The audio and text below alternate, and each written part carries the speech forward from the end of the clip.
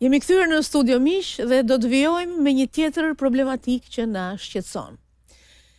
Janë vaksinat. Vaksinat e fëmijëve, protokollet e tyre aq të rëndësishme që ndonjëherë i neglizhojmë dhe për t'u sqaruar dhe për të qenë sa më pranë atij informacionit sigurt, un kam sot të ftuar në studio neurologen, mjeken Migena Kika, për të disatën herë në program dhe është kënaqësi sa herë je këtu.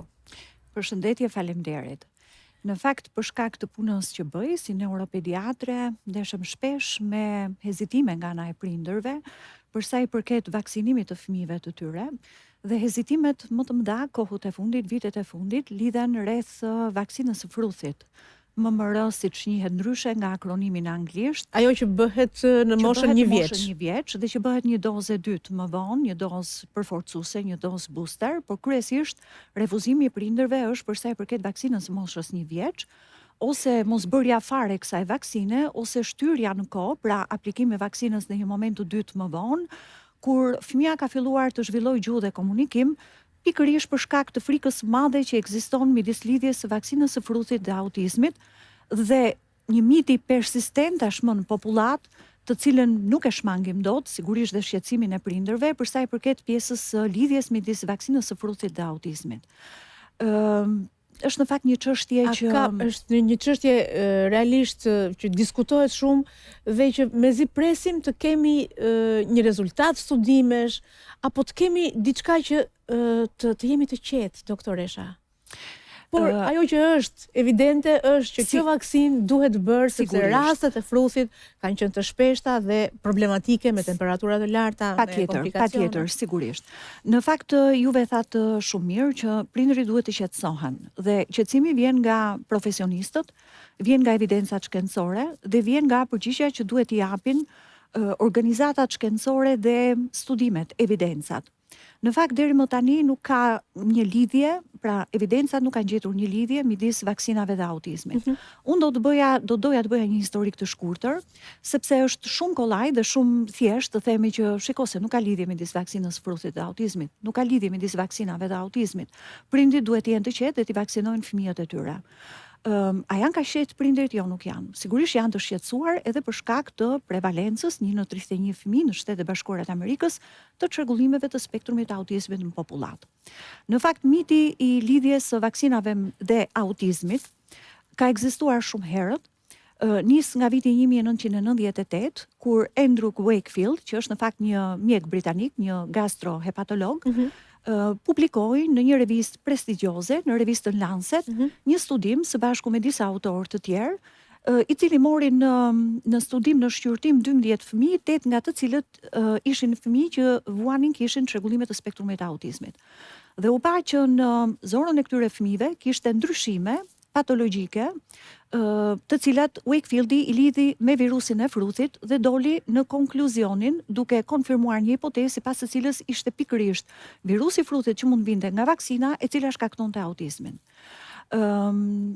Ky studim është studimi i cili është tërhequr nga revista, pra revista e ka tërhequr si botim, edhe autorët e tjerë janë tërhequr. Wakefieldit ju hoq licenca për të ushtruar profesionin e mjekut në Mbretërinë e Bashkuar dhe u shpërngul në Shtetet e Bashkuara të Amerikës, ku në fakt prej vitesh drejton grupet anti-vax. E dim tashmë që me aplikimin e vaksinës së parë apo pre-vaksinave të para kanë popullat, individ, persona të cilat janë kundër vaksinimit. Pra, grupet anti-vax janë shumë të hershme, nuk është se kanë marrë si thuash një hovë apo një rritje këto vitet e fundit, sigurisht që debati nxehtë vitet e fundit për momentin ka lidhje midis vaksinave dhe autizmit.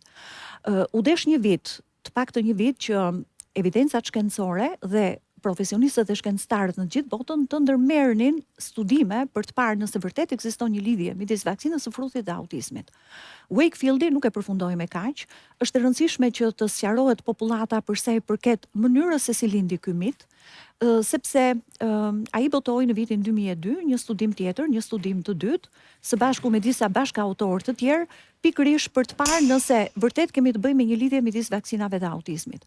Studimi i dytë i Wakefieldit, në fakt ai tentoi ta botonte në disa revista prestigjioze mjekësore, të cilat ja mohuan të drejtën e botimit për arsye të ndryshme që lidhen me mënyrën e aplikimit të studimit. Në këtë studim të dytë u pa dhe u verifikua që 75 nga 91 fëmijë me autizëm kishin në fakt në zorën e tyre virusin e fruthit, në biopsit intestinale që u pa në këto raste, krahasuar me 5 nga diku te 70 fëmijë të cilët nuk kishin çrregullime të spektrumit të autizmit. Dhe në pamjen e parë u duk sikur Wakefieldi dhe personat e tjerë, bashkëpunëtorët e tjerë kishin arritur të gjenin një lloj lidhje dhe konfirmimi midis vaksinës së fruthit dhe autizmit. Në fakt dhe studimi i dytë i Wakefieldit ka goxha të meta për sa i përket pjesës shkencore pra pjesës evidencave. Pse?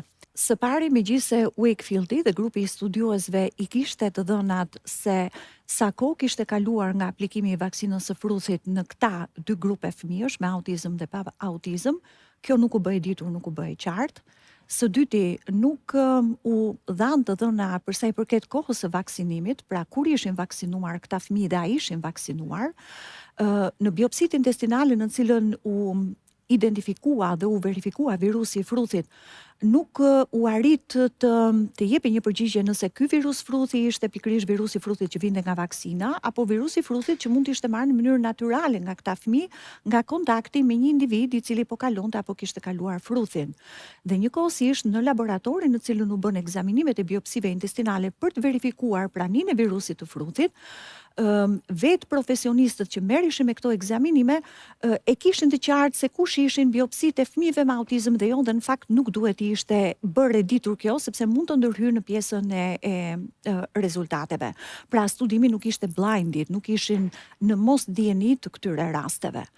Kaloi rreth një vit mbas publikimit në fakt të artikullit parë të Wakefieldit dhe 10 studime të bëra në vende të ndryshme, në kohë të ndryshme, me popullata të ndryshme, nuk kanë gjetur asnjë lloj konfirmimi për sa i përket lidhjes së vaksinës së fruthit dhe autizmit. Unë do të përmend vetëm 2 prej tyre.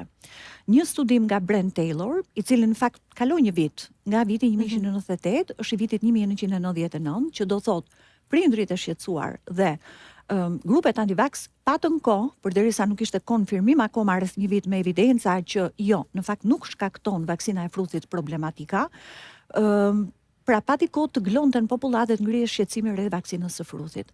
Brent Taylor dhe bashkëpunëtorët studiuan rreth 500 fëmijë, 490 e ca fëmijë në Mbretërinë e Bashkuar, fëmijë të cilët ishin fëmijë me autizëm, dhe brenda këtij grupi kishin fëmijë të vaksinuar dhe të pa vaksinuar. Nuk u gjet asnjë lloj ndryshimi për sa i përket incidencës së çrregullimit të autizmit në këta individ. Pra, që ishin vaksinuar apo nuk ishin të vaksinuar. Pra nuk pati një lloj ndryshimi midis individëve të vaksinuar ose jo me vaksinën e fruthit. Njëkohësisht nuk u pa ndonjë lloj graviteti më i shtuar në fëmijët me autizëm që ishin vaksinuar nga fruthi, sepse ekzistonte ky lloj miti në popullat që, okay, ndoshta nuk e shkakton vaksina e fruthit autizmin, por bën që të përshpejtohet shfaqja e simptomave, pra të shfaqen më shpejt dhe njëkohësisht klinika të jetë më e rëndë. Nuk u pan as problematika të tilla në këtë grup fëmijësh dhe është shumë e rëndësishme që të themi këtë pjesë. Pra, jo ndonjë ndryshim në rrezikun për autizëm, në gravitetin e autizmit, në shfaqjen e autizmit. Një studim tjetër nga Medson dhe bashkëpunëtor në Danimark, është një studim jashtëzakonisht i madh, me rreth gjysmë milioni fëmijë, ndërsa nëse përshtatet vite fëmijë për kohën e studimit, i bie rreth 2,5 milionë individ dhe vite, pra një numër shumë i madh personash, të cilat në fakt kanë dhënë të njëjtat rezultate.